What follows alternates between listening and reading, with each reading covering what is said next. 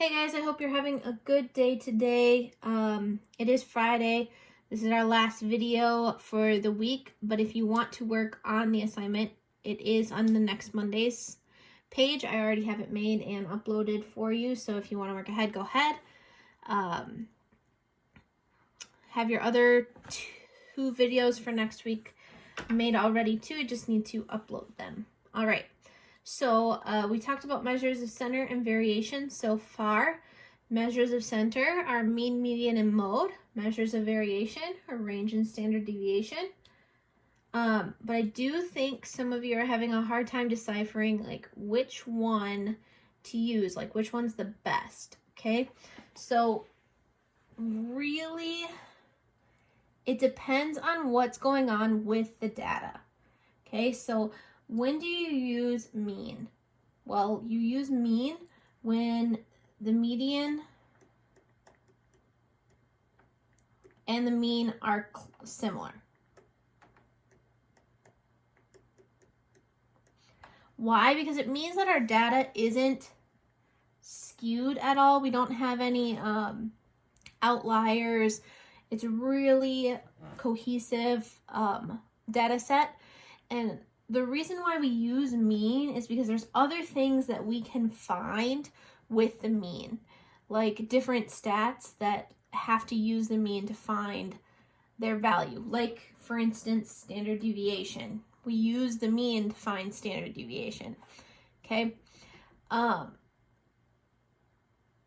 median is the one you would use if there's an outlier. So an outlier is just a number that really doesn't fit with the data. And it's making that mean and median very different. Okay, so if they're different, you use the median. If they're the same, you use the mean. Now, what about the mode? Why is the mode even important? It's really not that important. We use this for categorical data or quantitative.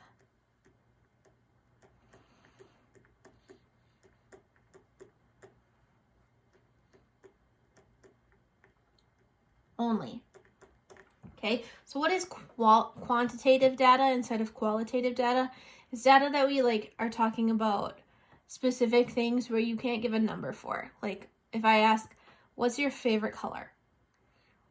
You say purple. Well, you say purple, Andrew says purple, and then Isaiah says red, right?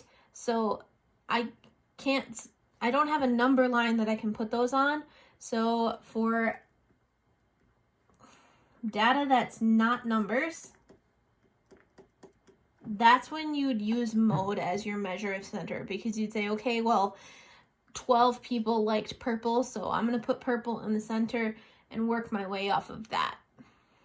Okay, that's really what the mode does. It doesn't do much for data that has actual numbers for it. Okay, now variation, measures of variation, what do they tell you?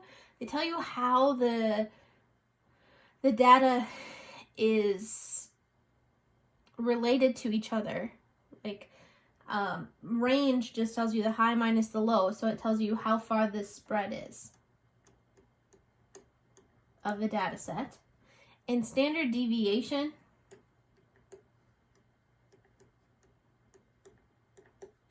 says, well, if that range is small, if the median and the mean are very close to each other and we don't have a really wide set of data, I can find a lot more with the standard deviation, because I can say most data is between these numbers. Okay, so when we're talking about when I say 56th percentile, that's when we're talking about standard deviation and stuff like that. We'll get into more about standard deviation and mean later on in the week, but today we're going to really focus on median and range, and when you have an outlier or something, what happens with that. So we're going to talk about the data display that most of the time is used for that because it's very simple. They're called box plots, or if you called them in middle school, box and whisker plots. You really just call it a box plot. If you write and whisker, most of the time people kind of laugh at you about it. Okay, so we're going to say, how can we use box and whisker plots or box plots to describe data set? Well, a box plot just shows the variability of a data set on a number line. Okay, so it breaks down this number, breaks down your data set into 5 really nice numbers. So that's why it's called the 5-number summary. Okay, breaks it into quartiles, right? Quarter of a data. So what it does is it says, okay, well, the least value is this. And the first quarter of data, I don't know what those numbers are, but however many there are, the first quarter of data stops here at quarter 1, right? At the first line of the box. The median is your third number. Tells you like that's the center of the data if I did it that way. Third quartile is the last box, and the very last number is the greatest value. So that's why we call it a 5-number summary. It breaks it down into high, low, and your quarters. And this one is a little, it's not symmetric, right? It looks weird. Okay, so I have here a set of data. Now this data set can be written or created into a box plot by doing something like this. Okay, it's not showing you all of the data points, or even really it doesn't really say that 4 is a data point. If I look through this list, I don't have a 4 at all, but it's saying, okay, the lowest value in this whole thing is 0, and yep, I can see that. Okay, it's saying that if I lined up all of these numbers and broke it, divided it into 4 equal parts. So there's like 6 people in this group, 6 people in this group, 6 people in this group, 6 people in this group, right? Or 7, because there's, oh, there's 6. I was right. 6, 6, 6, 6. Okay, so if there's 6 people in each section, there's 6 numbers that are between 0 and 4. Then there's 6 numbers that are between, or 6 data sets that are between 4 and 10. And then there's 6 data sets that are between 10 and 17. And then there are 6 data sets that are between 17 and 45. You can obviously see that this right here is definitely skewed, right? There's a number up here that's an outlier. I think most of you can see it. I think actually there's kind of 2. There's 45 and 32. Those are a lot higher than a lot of the numbers. Okay, so that's kind of why we break it down like this. It's because we can see most of the data, 50% of the data is just between 4 and 17, right? The rest, all of the data is between 0 and 45. Well, I'd much rather go between 17 and 4, so I really focus in on this 50% of the data, the most important part. Okay, so for the first section, all you're going to do is you're going to be given a box plot or a list of numbers, and you're going to have to make a box plot, right? So if you're given a box plot and it wants you to find the numbers, all you're going to do is look on the number line and say, okay, well, what number is this under? Well, that's 0. What number is this under? Okay, well, that's 4, right? And you're going to put those numbers in. And if I ask for the range, I'm just saying, okay, the greatest value minus the lowest value, the range here would be 45. Okay, now this range, this 4 to 17, the one I was talking about, the reason why this is a box is because 50% of the data is just between those pieces. That's called the IQR, or interquartile range. Okay, that's what the IQR is. It's saying 50% of the data falls between this. So what I would do is I would do 17 minus 4, and I get 13. So my interquartile range is only 13, so most of the data is within 13 numbers, but all of the data is between 0 and 45, so 45 numbers. Okay, so this is the kind of stuff you're going to have to do first.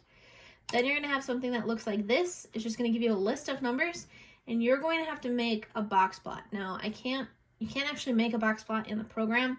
So what I have is I have you writing out the 5-number summary. I have you writing out what the lowest highest is this. Okay, so how do you make a box plot? Well, the first thing you do is you line up all the numbers in order. So we have a picture here that has all of these data sets. They're lined up from the lowest value to the highest value. Now, what I would do here, now the reason how they're getting this quarter one median, quarter three, is they're saying, okay, there's 1, 2, 3, 4, 5, 6, 7, 8, 9, 10, 11, 12 data sets. So if I'm going to break this into quarters, well, there's 4 quarters, so I'm going to divide by 4. I'm going to say, okay, well, that's 3. So after every 3 sections, I'm going to put a line here and say, these are my quarters, right? I have quarter 1, quarter 2, quarter 3, quarter 4, all 4 of them. It's perfect. Okay, so the number that's between those 2 points, 22 and 24, that's Q1. 24 minus 20, or the average of 22 and 24 is 23. Okay, then I look for my median, same thing. What's between 25 and 25? 25. Third quarter, what's between 28 and 30? 29. And my highest value is 8. My lowest value is 18, and my highest value is 30. So in your program, this is how you'd list it. You'd list it 18, 23, 25, 29, and 30. And then I think sometimes I ask for the range. Well, if I asked for the range, then you would say, well, what's 30 minus 18? That's 12. And then if I ask for the IQR, inner quartile range, all you're going to do is worry about these 2 numbers. You're going to say 29 minus 23. Well, 29 minus 23, that's 6. Right? So that's what's really important. Okay? We're saying most of the data, 50% of the data is within 6 numbers of each other, while all of the data is within 12. Right? So that one actually makes a little more sense. If half the data is within 6, double the data should be within 12. This one might be a little more symmetric. Okay, so when I'm saying skewed or symmetric, it's talking about how the data is displayed. Like, what does the distribution look like? That's what this comes in. Okay, you're gonna want to pause this and you're gonna want to write this down. Skewed left means what you want to do with this information is that left whisker is longer than the right whisker, right? This side, this first quartile has a lot of information, saying most of the data is on the right side of the plot. That's why it's skewed left. So how I like to think about it is, which way do you need to push the box to be in the middle again, right? So I need to push this box to the left, so it's skewed left. Symmetric is when the data looks like this, and this is actually when a box plot doesn't really show us much, right? If it's symmetric, all of the whiskers are the same, it means the median is the middle of the plot. This is actually something when you'd have a mean and a median that look this similar. So then we would start talking about like histograms and other kinds of things that we'll get into when we talk about normal distributions. Okay, this is what a normal distribution would look like if it's symmetric. Okay, skewed right, this right side is longer, that's why it's skewed right. It means most of the data is on the left side of the graph. So what you want to do is you want to think about it, okay, I need to push this box to the right to make it centered. So that's why it's skewed right. So that's how I always remember how to do this. Okay, so if I'm looking at this data set, this is the second thing you'll have to do is just look at a box and whisker plot and decipher what information is important. Okay, so box and whisker plot in the song below is rock band concert. Okay, these are different song lengths and seconds.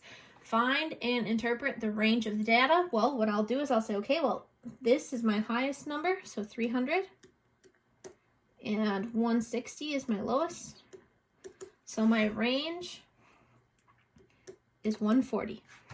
Okay, describe the bit distribution. Well, I need to push this box this way to make it symmetric. So I would say this is skewed left. Okay, because most of the information is on the right side of the graph. So it's saying those songs are a lot closer to these longer seconds than it is, more seconds than it is 160. Okay, find and interpret the interquartile range. Well, now if I'm talking about interquartile range, I'm talking about just this inside part. So 280. Why does it always get so fat when I change colors? Let's go with the thin line again. Okay, so I say that's 280 minus, what's this one? That quarter one? 220. Okay, 60. Saying most songs, 50% of songs are within 1 minute of each other. It's 60 seconds. Okay, at least in this data set. Okay, is the data more spread out below quarter one or above quarter three? Explain.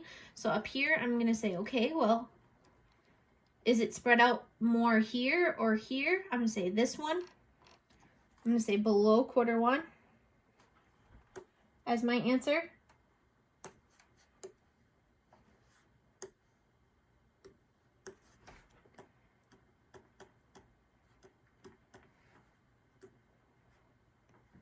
Because it has a longer tail on that side.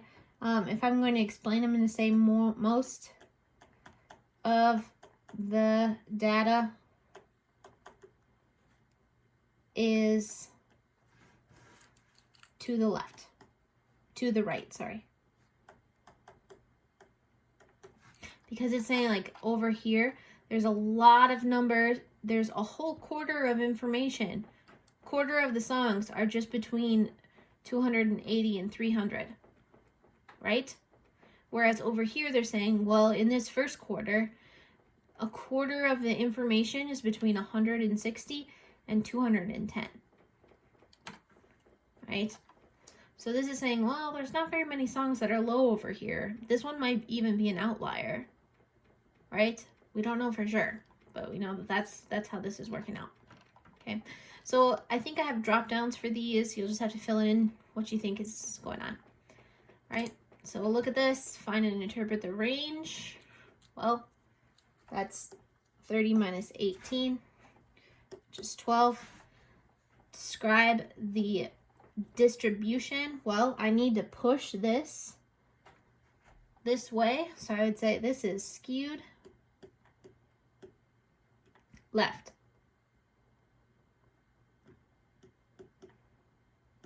Because I want to push that information to the left to make it more symmetric. Right? Then you're going to have double dot box plots, which just look like this. Just means that you have two sets of information that are using the same number line. So here's a difference between test scores. Your friend's class. So like this would be, I could say, hey, this is Mr. Rumpel's class and this is our class. We have done this before where we like line up our information and see what's going on. We're going to say identify the shape of the distribution. We're going to say, well, our class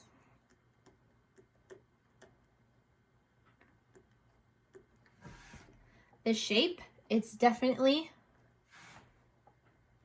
skewed left, right? I need to push that to the left.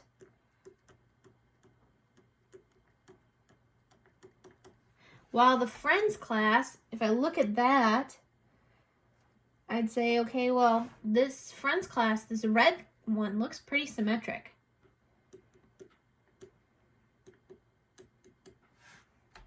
Right? And I can say that because this box is still pretty centered. If it was like this, if this one was really short over here, if that median was over here, I would say, okay, well, then it's skewed. I'd need to move that over this way, right? So don't just think about it as the box, but think about it as the inside too. If it's symmetric, it's symmetric. Okay. which test scores are more spread out? While I'm looking at this, I'm saying, okay, which one has a larger range? If they're more spread out, I'm going to say, well, that's my friend's class.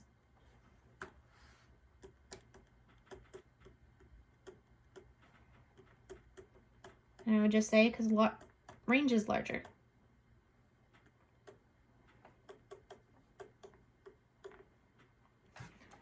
Right? So you're going to have to look at different things and decipher what is being said in the box plot. Again, just like this, shop A and shop B, surfboard prices. Well, I might ask you what the interquartile range is of both. I might ask you which is more fair, right? I would probably say shop B is more fair because it's more compact. I'm saying they keep a pretty high quality with their stuff. Even though I can say, or I can also say shop A, theirs are way more expensive. Their mean is 500. Their mean is 400, right? You can say this one's a lot lower. I can say shop B has the lowest prices because their lowest point is this. You can say shop A has the highest prices, right? So maybe they're more like specialty boards and stuff like that. So just different things you can see by looking at a shape of a graph. Now, I do want to show you something before we go about how to do this on Desmos. If you're given a graph like this, if I go to Desmos here, if I'm given a data set, oh man, please work, reload. All right, so here, oh no, undo. It didn't save. Okay, anyway, if you're given a data set and you want to find that, you want to make a box plot, what you can do is you can go back to table and you can put in some information.